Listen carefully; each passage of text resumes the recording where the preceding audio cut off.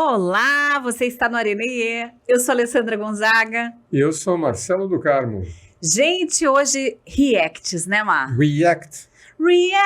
Hoje nós vamos falar sobre adaptabilidade e nós selecionamos aqui, tem um só que é foto, o resto são pequenos vídeos que vão render comentários, insights e o que mais passar pela nossa cabeça, né, Mar? Vamos ver, eu peguei só 4, né? A última vez a gente tinha pego uns 5, 6, 7 e não sei, foi não tudo. vencemos nem a metade. Né? Porque a gente fala muito, né, Mar? Pois é, né? Quem que manda falar tanto assim?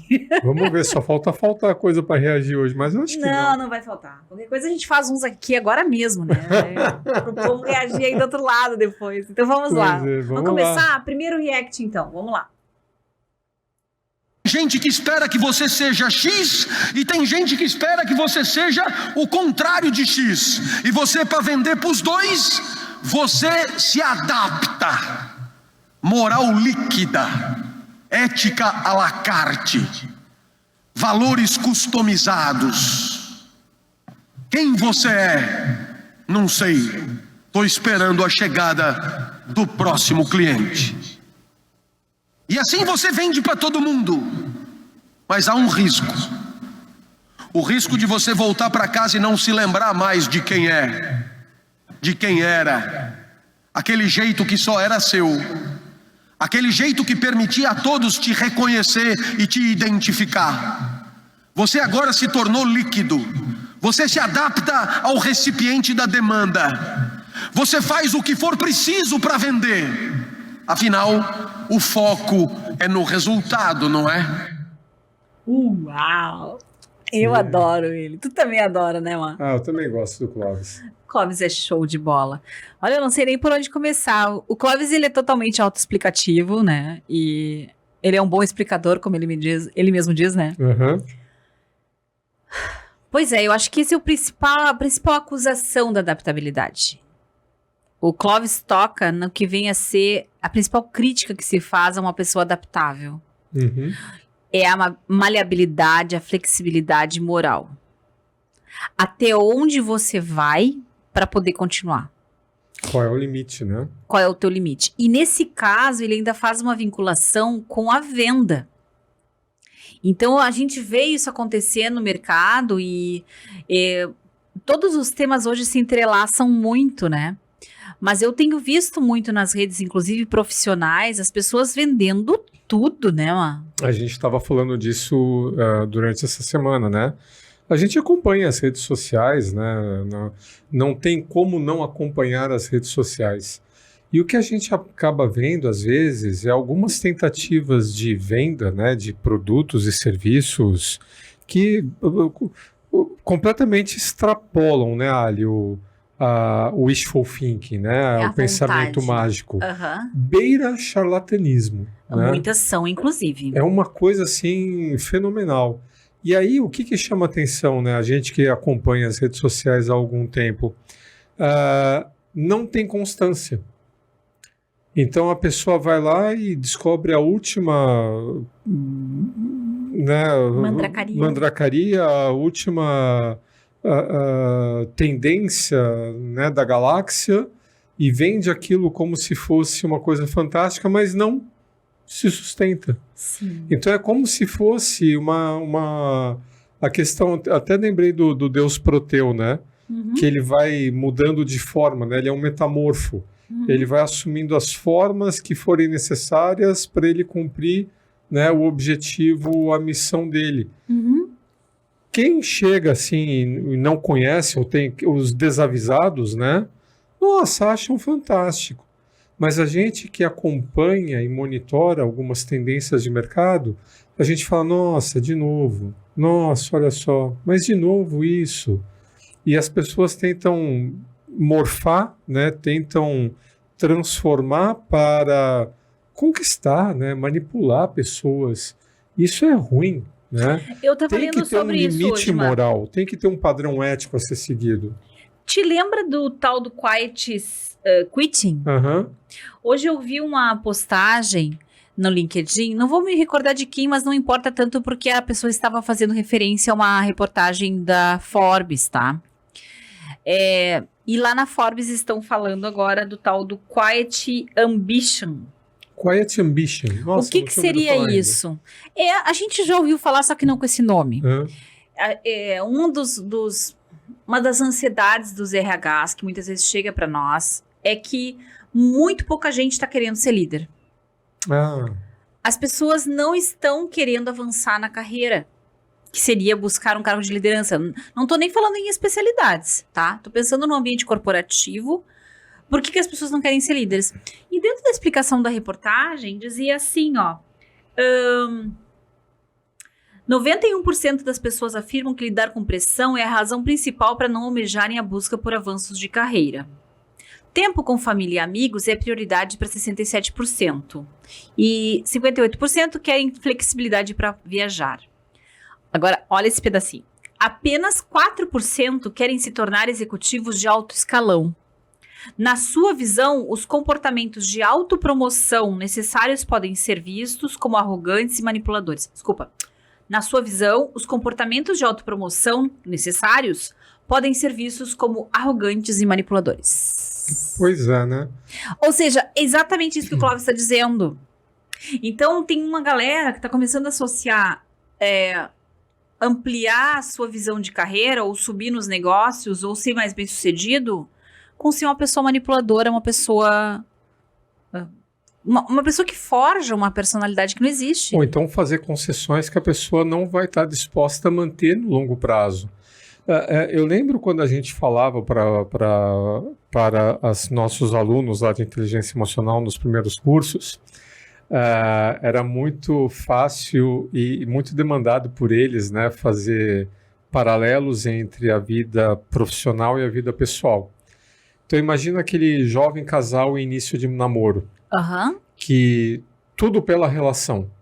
Então a pessoa deixa de ver amigos, a pessoa muda seus hábitos, a pessoa se afasta da família de origem, porque ela quer de alguma forma encantar. Né? Ela se encanta, ela cai num conto da sereia, ela se encanta e ela é encantadora ao mesmo tempo. O jogo ali do namoro e da sedução tem uma fase que você, de repente, para você conseguir a pessoa amada, você faz concessões demais, concessões além da conta. Aí já estou até pensando num processo de gaslighting, né? Que é a manipulação de quem de quem tenta tirar do outro a sua personalidade, o seu jeito de ser, bem aquilo que o Clóvis falou. Então, e não precisa nem ser gaslighting, às vezes a pessoa voluntariamente, né, faz isso, né, porque ela acredita que vale a pena, né, fazer isso. Ela não conseguiu ainda medir as consequências de mudar drasticamente, né, os seus hábitos, seus costumes e contrariar os seus valores, contrariar a sua família de origem.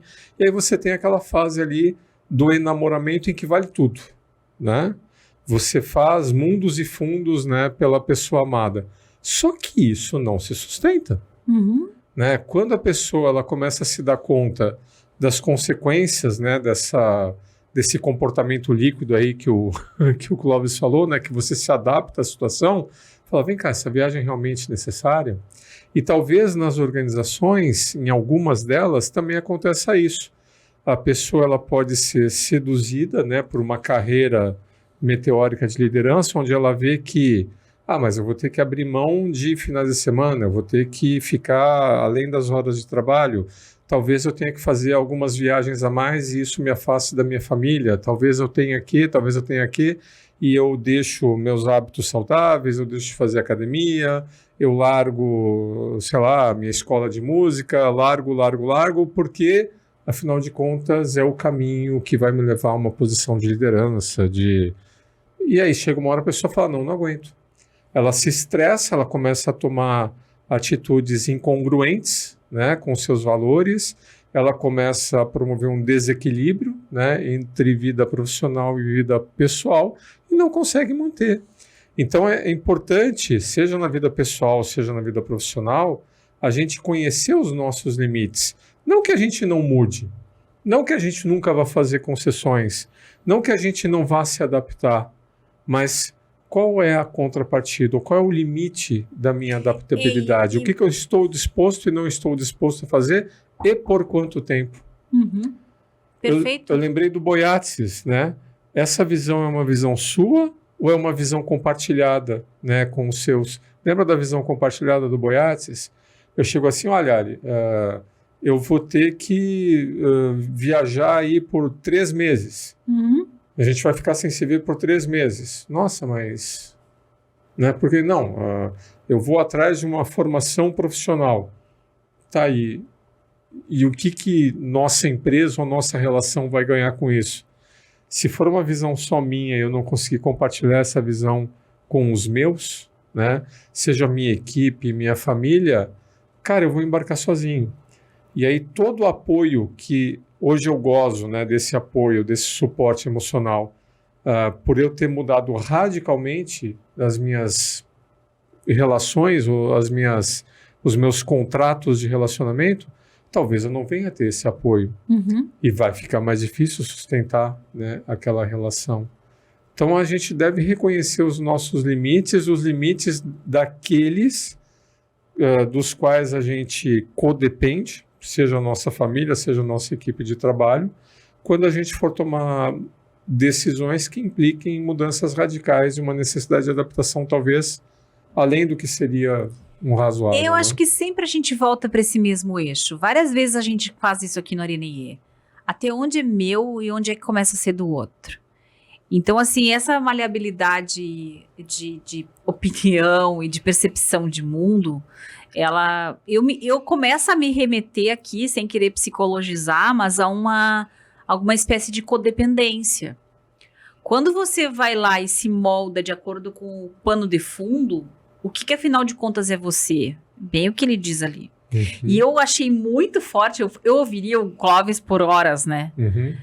Porque não apenas é brutalmente honesto, como tem muita gente que pode se identificar com isso. As pessoas, elas estão, e aí eu, claro, tô botando no plural, não é o caso de quem nos escuta, tá? Porque no Areneie as pessoas, para conseguir ouvir esses dois aqui, tem que ter muita autenticidade, né? Para aguentar os papos que a gente traz. Mas nas redes sociais, de uma maneira geral, tu tá vendo que pessoas estão comprando modelos de sucesso que são muito rasos, né, mano? Uhum. Caramba! É claro que a gente também tem uma ilusão em torno daquele numerozinho de seguidores e do numerozinho das curtidas. Uhum. Eu acho que seria uma revolução bem interessante, até um experimento sociológico, se fizessem com os números de seguidores as mesmas coisas que fizeram com as curtidas uma época. Lembra que teve uma época que não dava pra saber Sim. quantos tinham curtido? Uhum. Porque eu tenho a impressão que existe muito do efeito halo, né? O efeito halo é um viés inconsciente que ele é de eu olhar para uma pessoa e eu medir ela como mais bem-sucedida a partir dos aplausos que ela já está ganhando. Uhum. Então, um cara pode estar falando uma bobagem muito grande, mas se ele está num palco com um microfone na mão, diz, nossa, pode ser que eu que seja louca aqui, né? Que não percebi que essa pessoa é absolutamente interessante. E a mesma coisa as redes fazem. E daí que essa maleabilidade, eu acho que ela acontece numa tentativa de ganhar essas palmas. Então, é aquilo que o Clóvis está dizendo, acontece por uma tentativa de não sair dos holofotes e de não perder o efeito halo. Vale tudo por dinheiro, vale tudo por curtida, vale tudo por seguidor. Tudo para eu ter aquela bênção das curtidas que são a minha reserva de dopamina diária, né? Nossa, e as redes sociais estão um prato cheio pra isso, né? E como cansa de ouvir, né, isso? Uhum. Tá, mas vamos ouvir o contraponto agora. Vai ter um sujeito agora falando quase que o oposto do que o Clóvis diz. Vamos ver o que ele diz aí. Vamos ver. Minha casa, eu não gosto que a visita abra a minha geladeira, certo? Então você tem que entrar lá e respeitar a minha regra. Numa empresa, a regra é a cultura. Quando você encontra pessoas ou áreas ou alguns grupos que têm um comportamento que é diferente da cultura, o que você faz?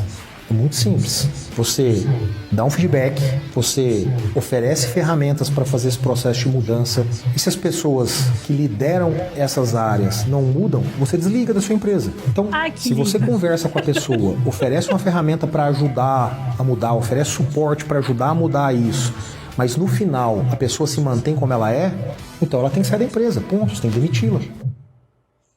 Que fácil, né? Da Como nós liquidez bichos. para rigidez extrema. E o saudável ponto do meio, né? Não, e que fácil ter esse orçamento todo, né? De sair decolando cabeças na empresa que tu acabou de chegar, né? Sim, tem como é que é? Um suprimento Inesgotável de gente, inesgotável né? de recursos Maravilhoso, humanos, né? Onde quer que o né? cara esteja. Ou iluminado, né? Primeiro que aqui eu encontrei uma soberba, uma arrogância que nem sei quem é a pessoa, né? A gente não deveria votar, porque a gente combinou que nós não ia falar mal de ninguém, né? Mas é só um react, então... É um como a gente- react. Tá, então eu não sei quem ele é. Ele apareceu nas redes, como é que ele te apareceu, hein? Não, foi procurando falas sobre adaptabilidade, né? Sobre mudança. E aí eu dei de cara com essa posição radical que eu acho que vale a pena a gente reagir Tá, aqui. então, pra não sair da minha regra de não falar mal de ninguém, seja você quem for que está falando, se quiser, você tem direito de resposta, tá? Como se ele fosse estar interessado no nosso podcast, né? Porque geralmente essas pessoas são tão importantes que pra eles a gente não importa nem um pouco. Tá, mas então eu achei arrogante essa fala. Num sentido de que gostou, não gostou, adoce. No interior tinha esse ditado, assim, sabe? Ah, gostou, não gostou, adoça. Uhum. Ou ainda, que a gente ouvia quando eu era pequena, eu detestava ouvir isso. Como é que é? Ah, você tem 2 trabalhos. Um de não gostar e o outro de começar a gostar. Caramba! E é uma postura infantil essa. Se não quer mudar, eu não brinco mais contigo. Claro que eu entendo que tem coisas... Outra coisa que traz ali na fala que faz ele ser reducionista. Uhum. Cheguei na empresa, a regra é como abrir a geladeira da minha casa. E a regra é a cultura. Uma coisa assim. Uhum. Não é. A cultura é uma coisa extremamente difícil da gente entender e mapear. Justamente o que menos a gente enxerga numa cultura são as regras. A cultura tem coisas muito mais implícitas do que coisas explícitas. As coisas explícitas, em geral, as pessoas não brigam por isso. Uhum. Ah, eu tenho que chegar às 9 da manhã. Vai ter um ou outro que se chegava antes às 10, ele vai reclamar. Mas a maior parte das vezes as pessoas se adaptam quando as regras estão escritas. Tá? Ou o contrário. Ah, agora é às 7 porque a gente vai embora mais cedo? Não sei. Uhum. Então, as alterações de horário, elas causam mal-estar? Causam, mas se você colocou a regra ali, em geral, ou as pessoas se adaptam, ou elas caem fora. E aí vale essa regra. Mas, no mais das vezes, uma cultura são muito poucas as coisas que estão escritas que as pessoas não aceitam. Elas aceitam o que não está escrito. E a cultura, ela não é uma coisa rígida, né? Isso que eu quis dizer. A cultura, ela também tem que se adaptar. Vamos lembrar aqui, né, de onde vem, porque eu acho que vale a pena voltar às premissas da gente ter a gestão da cultura da empresa. Digamos que essa empresa ela atua num ambiente por demais complexo e existam conflitos de interesse entre a empresa e suas partes interessadas, entre gestores dentro da empresa, né? A gente fala assim, né, bem-aventurada a empresa em que o Suprimentos comprou aquilo que está sendo produzido e que foi o que foi vendido e que vai ser entregue, né? Geralmente Sim. o cara vende uma coisa, produz outra. Só Deus sabe. Então vem cá, vamos combinar aqui, vamos tomar decisões, né, coerentes. Então, quanto maior a complexidade do ambiente de negócio, mais difícil a gente chegar num consenso sobre as decisões. Porque as pessoas têm diferentes pontos de vista. O cliente tem razão, o acionista tem razão, ou eu preciso pensar nas pessoas, ou eu preciso pensar nas questões ambientais, ou eu preciso... Calma, vamos colocar ordem, vamos colocar uma hierarquia, vamos chegar num consenso a respeito de premissas fundamentais. Então, esse consenso sobre essas premissas fundamentais, esse amálgama que une as pessoas em torno de alguns pontos em comum que são de consenso, é o alicerce da cultura, que vão ser os valores, as crenças, as premissas, todos os artefatos, todas as histórias, todas as narrativas. Então, uma empresa que ela tem uma cultura forte, eu não preciso ficar num cabo de guerra a cada decisão importante, a cada planejamento estratégico, eu não preciso rediscutir, né, a história da humanidade, desde o Big Bang até a expansão do universo, etc., porque certas coisas já são de comum acordo, a gente tem um alinhamento cultural. Qual que é o problema de todo mundo ter uma concordância 100%? Não ter, assim, uma abertura para o contraponto, não ter uma abertura para um ponto de vista contrário. Se o mundo lá fora mudou e as nossas premissas elas não são mais adequadas, a gente vai todo mundo de mão dada, bem contente, alegre e saltitante para o buraco.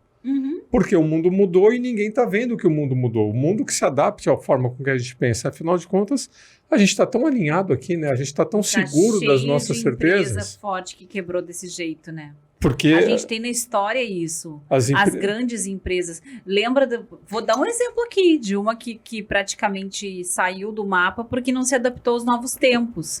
A gente lembra sempre das de tecnologia, que eram as tecnologias da nossa época, por exemplo, uma Kodak, vai.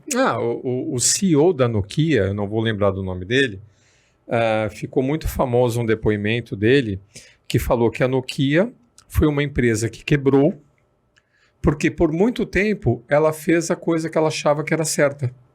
Só que o mundo mudou. Isso. E ela não percebeu a mudança do mundo. Então, é um exemplo de uma empresa, nas palavras do CEO da Nokia, que geralmente as empresas elas vão à falência porque elas erram. E a Nokia ela perdeu o mercado porque ela fez mais do mesmo, ela fez mais do certo. Só que o certo não era mais o adequado para o novo contexto de tecnologia que estava vindo. Eu não sei o caso todo da Kodak, mas me lembrei porque na minha época de faculdade de jornalismo, era assim uma potência que muitos sonhavam em trabalhar, até porque a gente trabalhava com fotografia. A Kodak era Prêmio Nacional da Qualidade nos Estados Unidos. O primeiro Malcolm Baldrige foi da Kodak. Isso. Né? E aí trocou a tecnologia. Hoje eu sei que eles são ainda referência para papéis fotográficos, alguma coisa assim, para fotografia boa profissional. Parte dos ativos viraram empresas de produtos químicos, né, para outras finalidades da indústria, porque era uma grande indústria química, né? Sim. Mas você vê, se por um lado você tem as vantagens da cultura forte, por outro lado, as próprias empresas começam a ver a importância de diversidade nos conselhos de administração, nos comitês executivos para tomada de decisão. Fala ali. A coisa de que achar que tem um grupo de iluminados que são os líderes e que dizem cumpra-se um top-down. E se você não pensa como eu, tá fora. Tá fora. Cara, tu pode te dar mal com esse raciocínio. Você pode levar a empresa inteira pro buraco. Kodak, Xerox, Nokia, foram empresas com culturas fortes e que se deram mal porque elas não conseguiram se adaptar, porque o contraponto era simplesmente calado. Muito bom. Então, tem que haver um meio termo, não pode ser assim, uma coisa assim radical. Não brinco mais. Ser líquido, como o Clóvis falou, é complicado, né, no primeiro videozinho. Agora, ser completamente sólido, rígido, intransigente, não ter a abertura para o contraponto, para uma visão... o cara é feito no granito. Imagina você ser um funcionário que você não tem segurança psicológica para contestar uma decisão ou para contestar um ponto que, de repente, sim, pode acontecer. Você é a única pessoa... Sabe aquela coisa do sóbrio na mesa de bêbados, né? Você pode ser o único cara que está conseguindo ver uma coisa. Aliás, deixa eu pegar e botar uma estatística aqui no meio. No Brasil, tem mais de 280 mil pessoas por afastamento em doenças do comportamento ou da mente. No ano passado, só o ano de 2023, tá? Eu estava fazendo essa pesquisa no INSS, isso pessoas de CLT, tá? Tô falando pessoas funcionários de empresa. Funcionários em geral. Não sei se tem alguma outra categoria que possa pedir, mas, enfim, no INSS, tá? Sem descer nos detalhes da estatística. E esse aumento, que diz que foi um aumento de em torno de 20% em relação a 22%, muitas das pessoas questionadas, e aí veio uma especialista para falar disso ali na reportagem, que eu estava vendo do jornal O Tempo. Jornalista aqui, né? Pegando as coisas de jornal. De vez em quando é bom, né? A fonte. A pessoa que estava ali trazendo esses dados, né? Não vou me recordar agora o nome da psicóloga que falou. Ela disse que uma das características que faz ser pior essa estatística é a falta de segurança psicológica. E mais especificamente, aí sim, descendo um passo abaixo, se não me engano, é uma estatística do Instituto Brasileiro de Pesquisas Femininas, uma coisa assim, IBFAM, uma coisa do tipo. 63% das pessoas que eles entrevistaram dizem que não se sentem seguras para discordar do chefe no espaço de trabalho. Eu lembrei do Rick Gervais agora, aquela esquete humorística que ele tem, que o quão arrogante você precisa ser para acreditar que nunca ninguém vai ter o direito de discordar de você Sim, imagina. na sua vida. Caramba! Que coisa, Tá, né? então por isso que a gente falou em arrogância. Aham. Próximo, vamos ver se Próximo, vai ficar melhor Rich. no próximo react. Vambora. Daqui a uma semana eu vou me mudar dessa casa. Ai, Carolina, por que você vai sair dessa casa que é um cenário de novela de Manuel Carlos? Que na vida tudo tem um início, um meio e um fim. E chegou ao fim a minha história com essa casa. Só que mudança me dá uma agonia. Não só a mudança em si, a coisa de embalar, desembalar, escolher o que descartar, o que levar, faxinar e mudar as coisas tudo de lugar, mas mudança no sentido assim amplo da palavra. Parece que tem duas pessoas que moram dentro de mim. Uma que de vez em quando me saculeja e fala: vamos, minha filha, vamos embora mudar, porque esse negócio aí não tá bom, vamos caminhar. E outra que vive quietinha, debaixo do edredom, sonsa, ela quase não fala. Ela só fica escutando essa uma aí que me saculeja assim de butuca. Mas na hora em que eu decido sair do lugar, ela desperta, como se fosse um urso que acabou de ser acordado. E começa a falar na minha cabeça que não vai dar certo.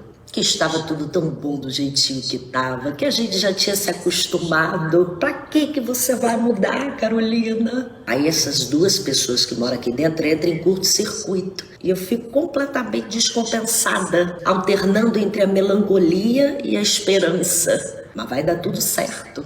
Até porque não tem outra opção, não é mesmo? Amei! Muito zen esse papo, tá? É, Muito que zen, baita desculpa que eu saí do analogia, microfone, gente. Muito zen esse papo, viu? Porque, na verdade, essas 3 Carolinas que ela tem, todos nós temos. Uhum. A Carolina que não gosta de mudar é a nossa mente mais racional e lógica. Lá, aquele autor, o Chaminé, chama Chaminé o cara, ninguém merece, né? Uhum. Mas ele fala sobre os sabotadores mentais. E a nossa mente, ela foi programada para mostrar o que pode dar errado. A gente tem essa resistência à mudança como algo intrínseco, porque justamente o que o cérebro tenta fazer, a mente humana, ela é programada para fazer as coisas ficarem previsíveis. É a tal da hipervigilância, né? E um dos sabotadores é o hipervigilante. Porque os sabotadores são apoiadores de uma espécie de crítico mental que a gente tem, segundo essa teoria que o Chaminé falou. Mas, então, essa mente que não quer mudar, todos nós temos. Uhum. Mesmo das pessoas mais entusiasmadas pela mudança, tá? A criatura que quer mudar também tem uma instância da nossa mente. E que é um pouco assim a nossa criança interior, a gente pode dizer, que quer fazer uma vida com mais aventura, com desafios. Uma mais sonhadora. Que gosta da ideia de testar coisas novas, que tá louca para experimentar uma comida que nunca comeu, um lugar que nunca viu, uma empresa que nunca trabalhou. Então, todos nós temos essa dualidade. Isso daí eu acho que é parte da natureza humana. Mas o que é mais bonito e mais zen desse papo aí é que quem importa é a Carolina que conta das outras duas. Só a terceira Carolina, que é a que consegue olhar as outras duas, é que a gente pode trabalhar o desenvolvimento dela. Porque ela vai ter que ser capaz de identificar quem é que tá falando com ela. Dentre essas duas ou outras tantas que possam aparecer. E é essa Carolina que vai acabar sentindo as emoções, né, provocadas por esses contrapontos na cabeça dela. É ela que vai ter a consciência do efeito emocional que essas vozes internas causam nela. E por isso que é ela que tem que desenvolver a sua inteligência emocional. Para aprender a lidar com essas emoções. Isso, muito lindo. Ou seja, saí completamente do tema do episódio. Mas eu achei muito linda a maneira como ela construiu esse diálogo. E eu gosto de assistir a Carolina. Ela sempre toma uns café da manhã muito saudável, assim, sabe? Ali devia ter uma ricota, um ovinho e um mamão, né? E de fato a casa dela é muito bonita. Então de vez em quando ela tá num pátio. E como sempre na internet, nessas redes, a gente tem um pedacinhozinho da vida que a pessoa coloca no mundo, né? E que a gente não sabe como é que é a vida da Carolina, a gente não tem noção. Gostei desse lance das emoções, da adaptabilidade, da mudança, né? Da mudança e da resistência. Isso. Ela falou a frustração, o medo, o que vai dar errado. Aquela vigilante, já que a gente podia chamar de Aham. vigilante, Aqui ela não tem queria muita, mudar. a que não queria mudar, ela tem muito medo, claro. E por isso que ela é a mais adaptativa de todas. Do ponto de vista evolutivo, essa é a mente que tem mais energia de todas. Pensa assim, ó. Se tu tiver... É que nos mantém vivo. Exato, porque o teu cérebro, a grande função dele é te manter vivo. Tudo que puder ameaçar a tua sobrevivência vai tomar totalmente a tua atenção cognitiva. E representa um risco, né? E como representa um risco, eu não sei pra onde é que tu tá mudando, eu não sei o que isso vai significar pra ti, dá medo. E esse medo vai se manifestar de várias maneiras, vai ter vários filhotinhos. A pessoa é capaz até de adoecer, né? Sim, com certeza. Eu sou uma que, se me tirarem da minha casa hoje, eu acho que eu adoeço. Embora eu adore viajar, embora eu adore... Eu também sou aquela que adora novidade. Mas alguma constância faz bem. Bom, tu não tava vendo essa semana que a gente tá agora com uma sala nova na Conexão IE, gente, tá? Maravilhosa a nossa sala nova, num espaço verde muito bonito. E aí tem uma área grande para estacionar o carro. Adivinha onde que agora nós temos já 3 ou 4 vezes que o Marcelo vai lá e estaciona no mesmo? Na mesma vaga. Do mesma vaga, do lado de uma arvorezinha bonitinha, que ele gostou da arvorezinha, gostou da vaga, achou a vaga legal. E aí quando ele chega já olha, minha vaga. Ele decidiu que a vaga é dele, né? Já descobrimos o nosso novo lugar favorito para almoçar. Já tem um lugar favorito pra almoçar, a gente é habituê, né? Uhum. É, porque ficar toda hora mudando e pensando e mudando, né? Consome um recurso, né? Esse é o ponto. Dizem que, não sei se é verdade isso, se é lenda de Eu internet, acredito que seja dizem verdade. que o Einstein tinha muitas roupas iguais para não ter o esforço da tomada de decisão. Uhum. Eu também entendo. Se eu pudesse me vestir igual um monte de vezes, sabe? E porque eu acho que a mudança, a escolha, tudo isso acaba utilizando capacidade cognitiva. O que tu tá rindo sem vergonha ali? Olha a cara do Marcelo, pega, pessoal. O que ele tá Eu olhando? não sei se é uma questão de cognição ou de tomada de decisão. Eu sei que o fato de eu ter menos opções de traje me fazem ficar pronto bem mais rápido do que tu. Sabia que era. Eu não preciso decidir que calça colocar, olha que quanto ele camisa tem de colocar. cabelo na cabeça. Olha a quantidade de maquiagem no Já rosto pensou se eu dele. tivesse que descobrir que penteado que eu vou fazer hoje? Ou então, como é que eu vou me maquiar? Como é que com barba ou sem barba? São essas, então, menos opções, né? Lembra do tal do efeito Netflix, né? O Quando cara você tem muitas tem um livro opções. pra isso, não tem? Que o cara fala já também. Não é o essencialismo que fala isso? Sim, é isso, né? O essencialismo? Simplifique as opções, né? Simplifique, porque faz mais sentido. Então, claro, eu entendo Essencialismo e todas sem essas esforço, os dois instâncias vale a pena dela, ver. e eu acho que o que Uhum. a gente faz aqui, uma triangulação legal, e isso que vale desse react para o nosso tema da adaptabilidade, toda mudança faz ser necessário um processo de adaptabilidade. E, um complemento, todo processo de adaptabilidade vai gerar algum tipo de desconforto emocional. Uhum. Claro, né? Óbvio. É óbvio. Óbvio. Beleza, vamos pro próximo. Eu sou uma heroína. Ó, essa lâmpada aqui tá fazendo aniversário hoje. Faz 1 ano que ela não acende. Ele falou que ia trocar. Amor, depois você dá uma olhada naquela lâmpada ali que você falou que ia trocar. Tá bom, amor, já tô indo. Já tá indo? Já tá indo, me incomoda. Aí depois, quando a mulher perde a paciência, a gente quer surtar. Eu sofro. E qual mulher que ama um homem que não sofre? Ó, eu já adestrei ele pra não deixar prato sujo na sala. Só que ele coloca em cima da pia. Podia colocar aqui dentro da pia, eu ainda não consegui adestrar. Aqui em casa tem copo d'água em tudo que é lugar. Ó, tem um copo aí, outro ali. Parece até que ele assiste aquele culto, né, de água abençoada. Ó, esse canto aqui é só de coisa dele. Aqui tem fio, carregador de celular velho. Aí eu pergunto pra que ele guarda essas coisas. Ele fala que vai usar um dia. Essa sala tava arrumada. Ele já bagunçou tudo. Deixou o tapete todo. Aqui, ó. Quero ouvir um recado. Mandar um recado aqui? Não, é uma perda de tempo. Franklin, adoro o Franklin. O Franklin é ótimo. Ele, aliás, ele é um cara que faz sempre essas sketches de humor, mas esses dias ele fez um post bem triste, assim, da condição dele, que ele tá perdendo, se não me engano, a audição. Olha. Então é bem complicado. Ou seja, é um cara que tá se adaptando com humor, né?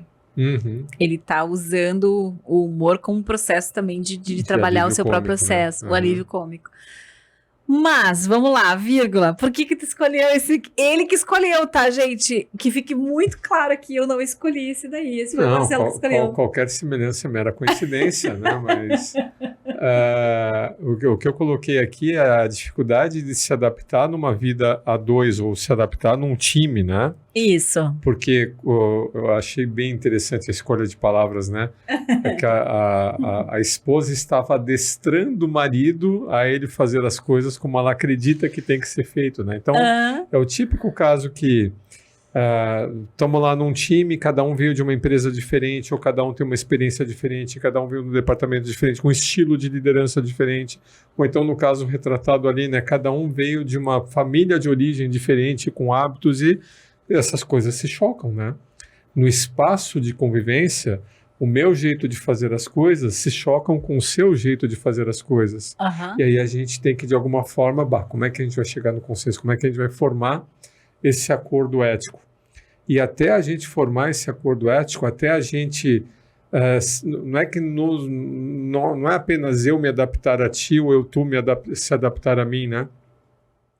E aí eu até comentei aqui em outro episódio que eu estava num treinamento, eu falei que a adaptabilidade é uma das competências principais, né, de um relacionamento de longo prazo, e um colega de empresa falou assim, lógico, né, a mulher fala, o marido obedece e pronto, né, já completamente adaptado, e ela coloca o adestrado, não é por aí, né?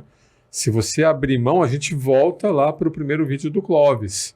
A gente vai ter que formar um novo jeito de ser, né, num processo de time, num processo de relacionamento, a gente vai ter que formar o nosso acordo ético aqui de convivência. Mas enquanto isso não acontece, nossa, né? Voa farpa para tudo quanto é lado. Não, e de novo a história do Clóvis de que há limites do quanto eu vou tentar. Uhum. Porque no caso de um casal, o que eu acho que está acontecendo muito, e a gente ainda vai ter que ter um Arenê só para casais, hein, Mar? Vai ter que ser a nossa formatura de Arenê. Uhum. Acho que vai ser no episódio 100, gente, para garantir algum tipo de apoio cósmico, né? Ou quando chegar nos 1000 seguidores, a gente tá pertinho dos 1000 já. Uhum. No Spotify talvez tenhamos mais, eu não sei. Mas aí, veja só. Eu acho que há um limite do quanto um casal ele tem que fazer esse tipo de concessão.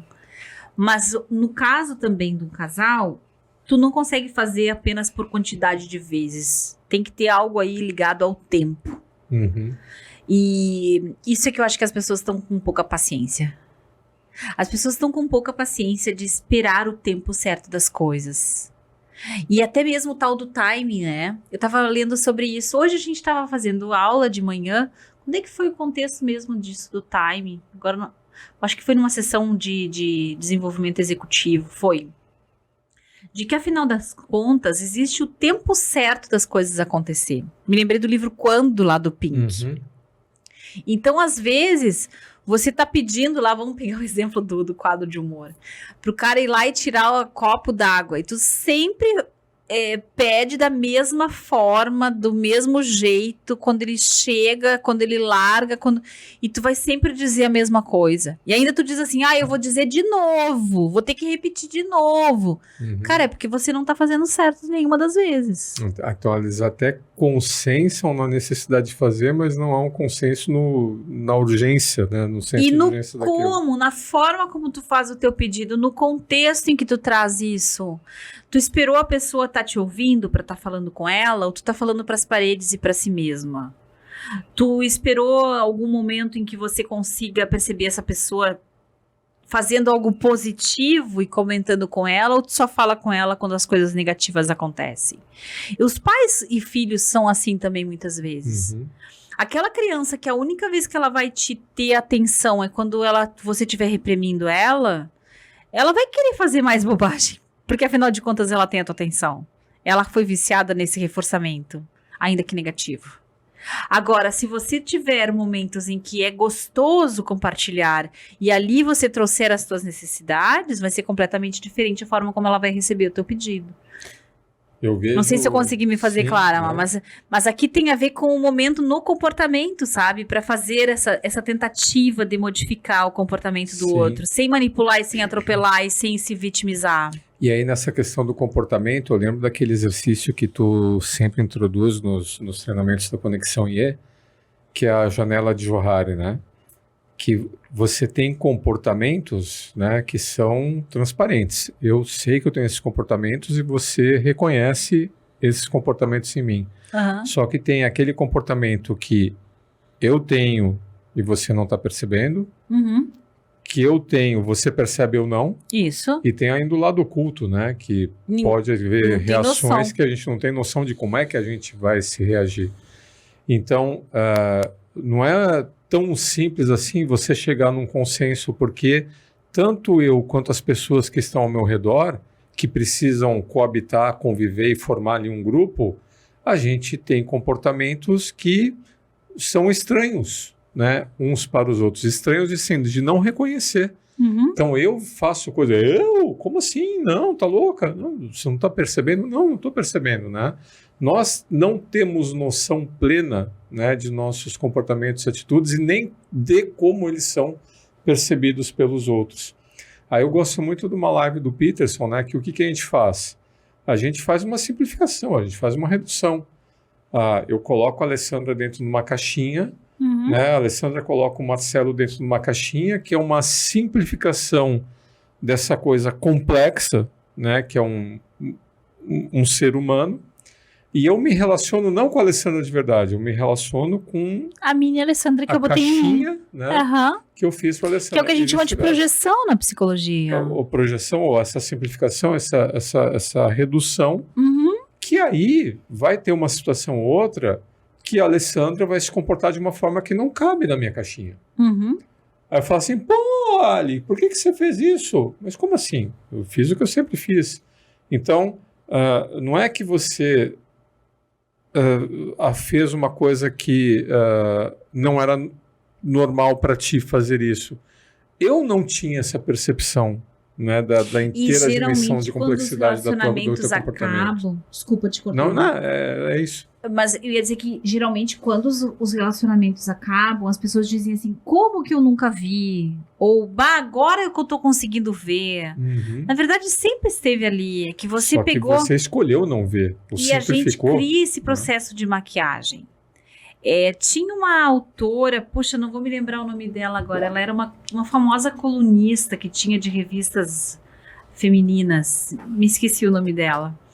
Ela dizia porque ela teve vários divórcios, e ela dizia que desde o começo ela já sabia o que ela ia, o que ia ser a característica que ela ia se divorciar. Ai, meu Deus. Olha que lindo isso. E ela, claro que ela sabe isso em retrospectiva, né? Aham.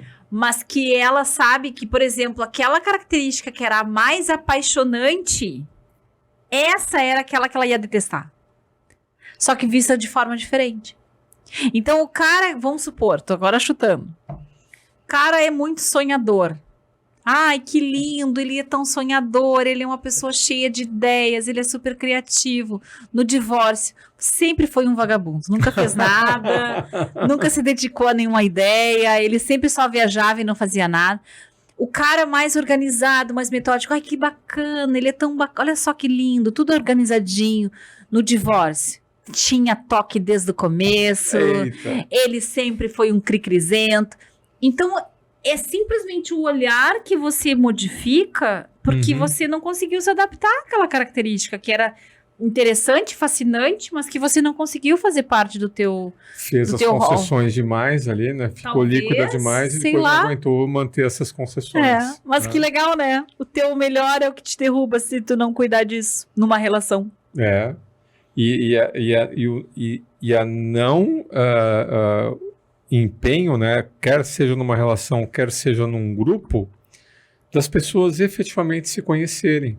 Eu lembro quando a gente fez aqueles treinamentos na pandemia, lembra de equipes na pandemia ou de liderança na pandemia, e todo mundo propunha, porque na pandemia era assim a economia máxima da interação, porque a gente tinha dificuldade de interagir online.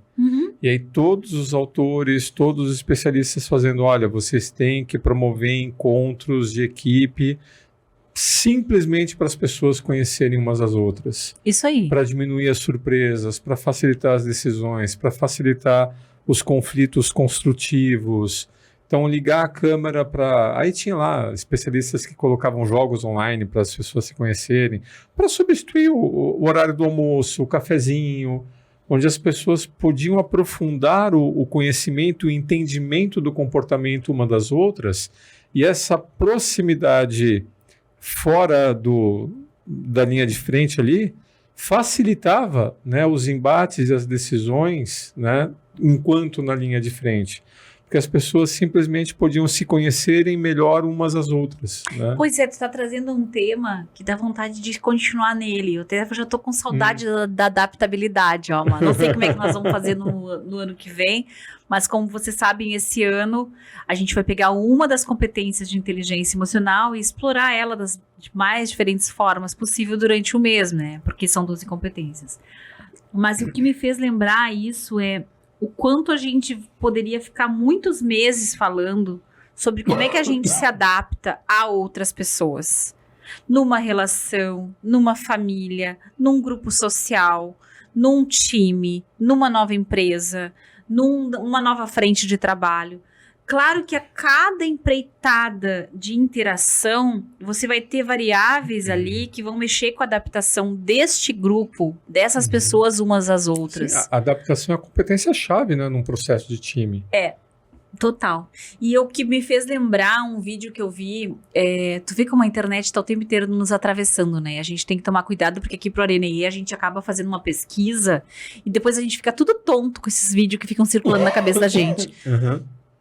Mas eu quase botei no react, mas não ia dar tempo. Uma moça que tá circulando bastante o vídeo dela, ela coloca assim, ó. Por que eu não consigo... a importância que temos de dizer não. Uhum. E daí ela faz algumas situações em que ela tenta dizer não. Então a primeira delas é a clássica, né? Uma pessoa chega no avião e te pede, eu quero sentar... Daria pra você sentar do lado? Eu queria sentar do lado do meu namorado, nananana. Ela, não. Ah, não, eu paguei pela janela, eu quero ficar na janela. E invariavelmente tu vai decidir. Depois ela traz outras situações lá do não, eu não posso. A pior que eu achei, a mais difícil, toca o interfone da casa dela e é um monte de gente querendo entrar. Oi, vamos sim, Viemos te visitar de surpresa. E ela, não me programei para visitas. Essa eu nunca fiz, né? Mais fácil as pessoas se esconder embaixo da cama e não atender, mas... Enfim. E aí, invariavelmente, nos comentários, tu vê a galera que diz muito bem, é tão simples, só tem que dizer não. E a galera dizendo, não vai ter ninguém nem para segurar teu caixão, desgraçado.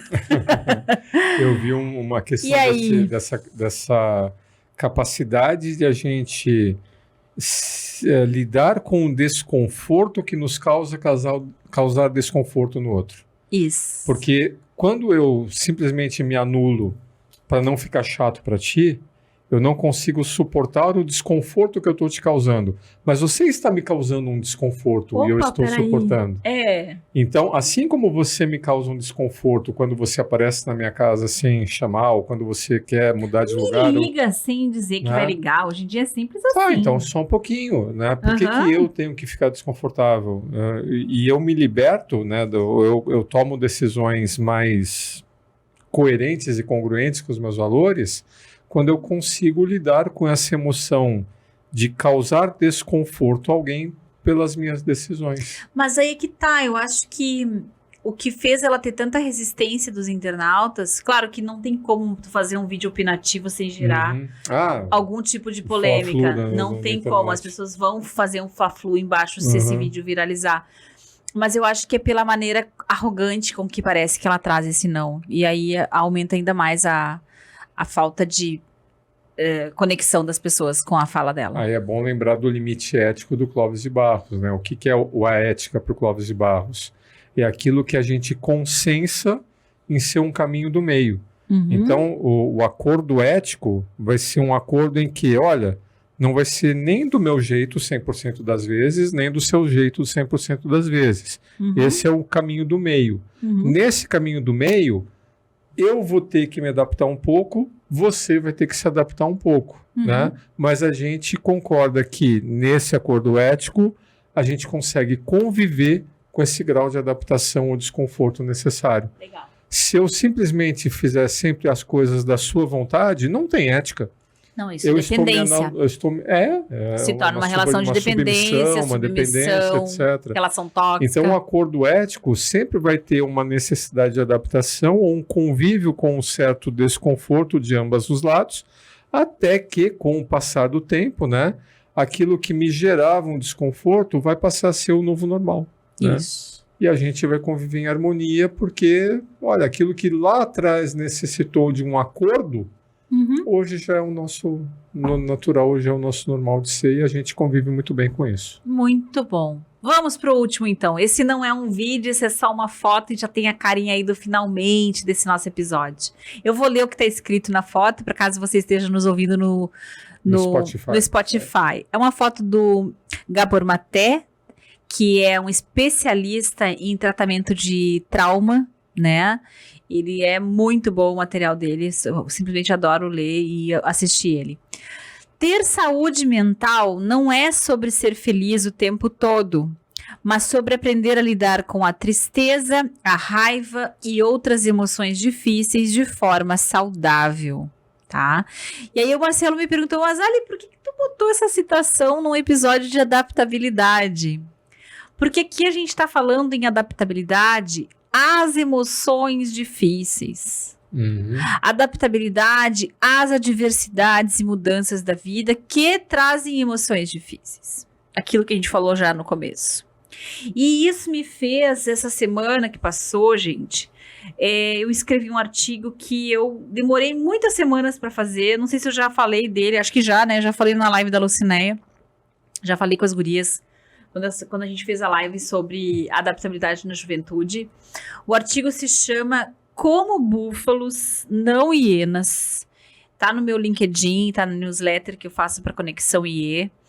E basicamente meu artigo é um desabafo anti-positividade tóxica. Eu não tô aguentando mais essa positividade tóxica, porque ela tá contaminando inclusive o LinkedIn. Ela não tá mais só nos gurus da internet, do Instagram ou do YouTube. E eu acho que, como já estamos no avançado do pós-pandemia, e as pessoas, muitas voltaram a trabalhar no presencial, muitos dos cursos online não estão vendendo, o tamanho do volume da histeria, da positividade tóxica, tá uma coisa absurda.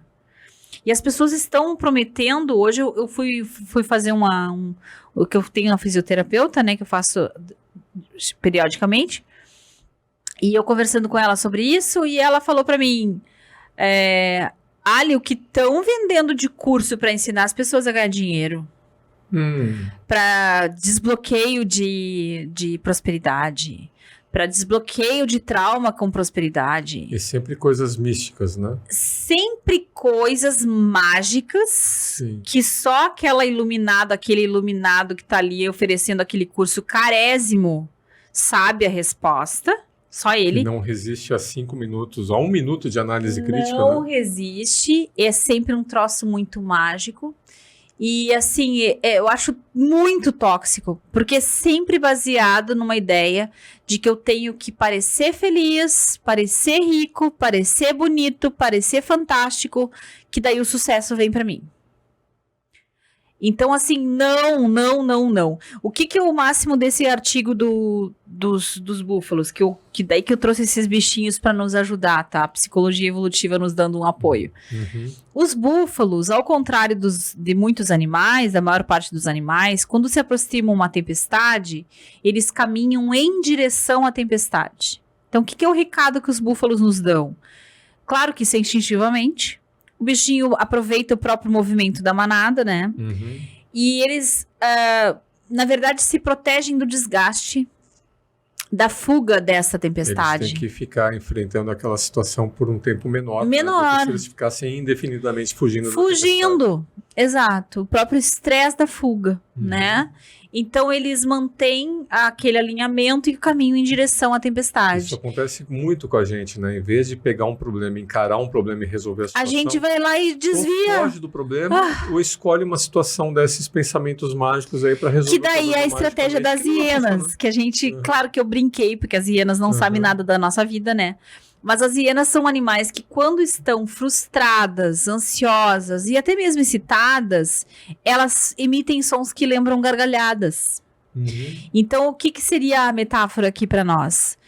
As emoções negativas, elas têm um recado para te dar. Tem alguma coisa, alguma situação que está merecendo a tua atenção, tem alguma instância da tua vida que não está dando certo e que você talvez precise reposicionar a atuação. Talvez você precise esperar mais um tempo até ter algum resultado. Coisas podem ter que ser feitas. Certamente não adianta você fingir que está bem para você ficar bem. A história do vou fingir até ser verdade, o fake until you make it, é assim uma bomba para o teu material emocional, né? Então por isso que eu quis fechar a questão da adaptabilidade, deixando muito claro que não podia ser mais oposta à adaptabilidade com inteligência emocional do que a positividade tóxica. Muito bem. Esse é o ponto, Má. O que fica tu o pensa em recado. positividade tóxica? Fecha pra nós nisso. Não, eu sou uma pessoa assim que eu aprendi com o tempo a conviver, né, com as minhas emoções, mas para mim qualquer situação precisa fazer sentido, né? E essa positividade tóxica ou politicamente correto ou fica chato, para mim é muito difícil de conviver com essa situação porque não faz sentido, não resiste a um pensamento lógico analítico. Eu compreendo a emoção negativa. E que a gente não gosta dela, é claro, ninguém tá pedindo pra gostar. Né? Eu prefiro não pensar nisso. Para de falar isso, né? Nossa, eu cresci com crendices ou com manias ou hábitos ou eu tive também. superstições de família, né? Não diga essa palavra. Tabus, Quando é uma etc, emoção que não é- negativa. Tá, mas não resolve o problema. Não. A experiência me mostra que não resolve o problema. E aí eu lembro aquela coisa que a gente sempre fala nos treinamentos, né? Quando você lembra da cabine de comando lá do Divertidamente, que a gente tem 4 emoções negativas para só uma positiva. E o papel das emoções negativas é justamente o aprendizado, a sobrevivência, a adaptação, né? A gente precisa O reposicionamento. a conviver com o desconforto, né, para atingir uma situação mais saudável, mais feliz, mais vantajosa. A gente precisa aprender com o desconforto da mudança, da necessidade de se adaptar, da necessidade de aprender para conseguir um resultado sustentável no longo prazo. E não negar, né, esse desconforto, ou fingir que ele não existe, ou fugir dele por meio, sei lá, de fugas outras, né? Que vem a ser, do ponto de vista técnico, o nome que a gente dá é a evitação ou a supressão emocional. E são estratégias muito ruins de regular as emoções. E é um desserviço que acontece nas redes sociais. Então, cuidado, né? Vale a pena aí o alerta. Vale a Então, pena aí você fica ter um aí a senso dica. crítico aguçado. Trabalhe com o seu mundo emocional e não fuja das emoções. No final das contas, a recompensa da gente sentir que passou pelo negativo e que está realmente sentindo uma emoção genuinamente positiva é muito legal. Não é à toa que tem aquela música, né? Eu posso ver agora, a chuva passou, né? I can see clearly now, the rain is gone. Porque quando a gente passa por um período de muita tristeza, por exemplo, e nós já passamos, e talvez você que está nos ouvindo já tenha passado, durante o período é horrível, ninguém quer passar por isso, ninguém gosta disso. Mas o orgulho que causa você ter vencido, né, uma Mais batalha... do que Nossa. isso, quando tu acorda no dia seguinte a uma grande perda, ou a um período de luto, vamos dizer assim, lá pelas tantas tu começa a reparar nas cores das coisas, no sabor da comida, na música, que de repente teu ouvido vai ficar mais afinado, os teus sentidos se afinam depois de um período de grande tristeza ou dificuldade, quando você sai disso, não tô dizendo durante, Mas quando tu sai e tu sente que a vida tem mais sabor. Porque é legítimo o teu sentir. Não é um prazer que você tá se fazendo ter que ter. Você sente ele de fato por ter se aberto a olhar. É uma experiência muito comum, né? Alguém fala assim, nossa, mas que árvore bonita. Como assim? Ela sempre esteve ali. É você que não enxergava. Né? Não estava conseguindo ver. Tá bom, gente? Agora já ficou até poético. Com essa, então, muito obrigada pela sua audiência. Compartilha se você gostou. Aperta o sininho para saber quando tem novos vídeos do Areneiê. E até o próximo encontro, gente. Já no mês de abril, que a gente vai falar de... Otimismo. Otimismo. Né? É isso aí. Um abraço.